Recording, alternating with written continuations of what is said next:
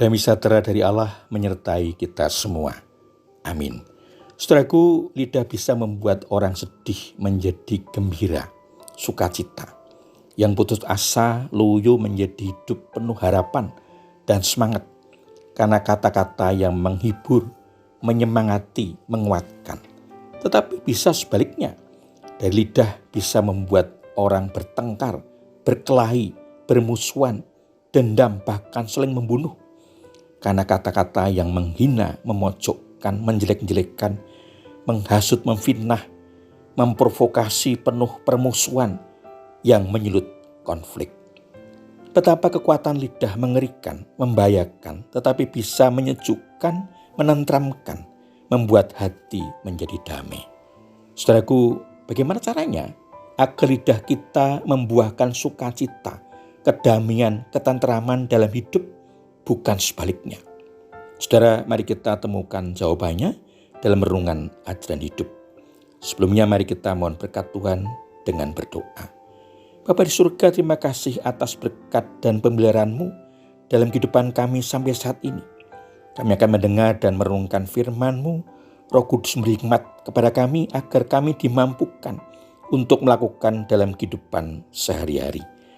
Mohon ampun atas kesalahan dan dosa kami. Di dalam Tuhan Yesus Kristus, doa ini kami alaskan. Amin.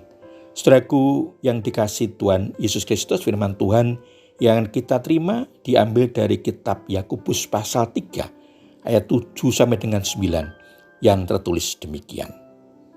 Semua jenis binatang liar, burung-burung serta binatang-binatang melata dan binatang-binatang laut dapat dijinakkan dan telah dijinakkan oleh manusia. Tetapi tidak seorang pun dapat menjinakkan lidah. Ia tidak terkuasai, jahat dan penuh racun mematikan. Dengan lidah kita memuji Tuhan dan Bapa kita. Dengan lidah juga kita mengutuk manusia yang diciptakan menurut rupa Allah. Demikian firman Tuhan. Saudaraku, bagian firman Tuhan tadi diberi tema hati-hati dengan lidah. Saudaraku, sifat dari manusia ialah ingin menaklukkan semua jenis binatang yang ada. Berdasarkan pengalaman masa lalu manusia sampai saat ini. Demikian juga sifat binatang untuk dijinakkan oleh manusia. Tetapi tidak seorang pun berkuasa untuk menjinakkan lidah. Lidah adalah sesuatu yang buas, yang tidak akan diam. Gemanya pun dapat mematikan walaupun yang berbicara telah menutup mulutnya. Lidah digambarkan dapat memuji, memuliakan Tuhan, tapi juga dapat mengutuk manusia yang diciptakan menurut rupa Allah. Yakobus menggunakan kecenderungan manusia untuk berdosa dalam pembicaraan. Dosa-dosa tersebut termasuk kata-kata yang keras, tidak ramah, berdusta, pernyataan yang berlebih-lebihan, ajaran palsu, fitnah, bergunjing, membual, dan sebagainya. Orang percaya yang dewasa imannya dapat menguasai lidah karena bimbingan dan pimpinan Roh Kudus.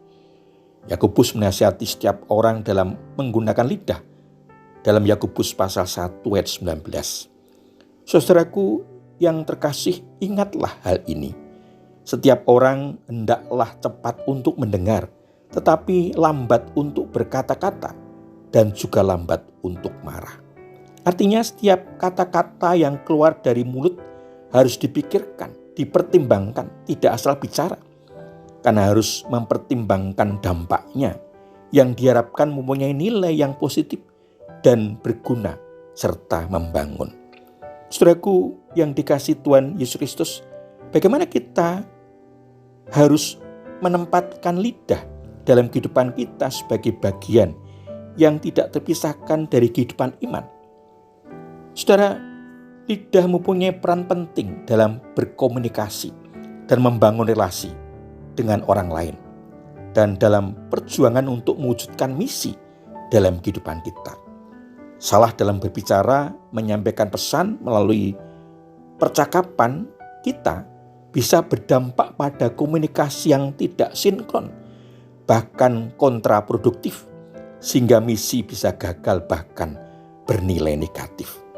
Saudara, apa yang sebaiknya kita lakukan dalam berbicara, berkomunikasi dengan orang lain, sehingga menghasilkan percakapan yang membangun, menguatkan, menghibur, dan menjadi berkat bagi orang lain, serta memuliakan Allah? Yang pertama, menjaga lidah terhadap yang jahat. Kitab 1 Petrus pasal 3 ayat 10 menyatakan, siapa yang mau mencintai hidup dan mau melihat hari-hari baik, ia harus menjaga lidahnya dari yang jahat dan bibirnya dari ucapan-ucapan yang menipu. Petrus menekankan setiap orang yang berbalik dari dosa dalam perkataan dan perbuatan, serta mencari damai sejahtera, akan mengalami hidup penuh dengan berkat dan perkenan Allah. Kehadiran Allah yang disertai dengan pertolongan dan kasih karunia, serta perkenan menjawab doa.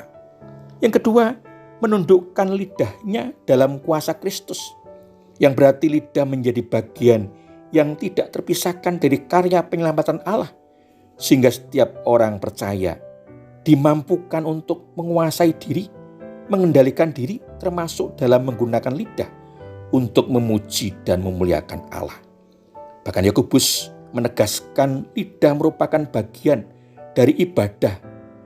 Kitab Yakobus pasal 1 ayat 26 menyatakan, jikalau seseorang menganggap dirinya beribadah tetapi tidak mengekang lidahnya, ia menipu dirinya sendiri, maka sia-sialah ibadahnya.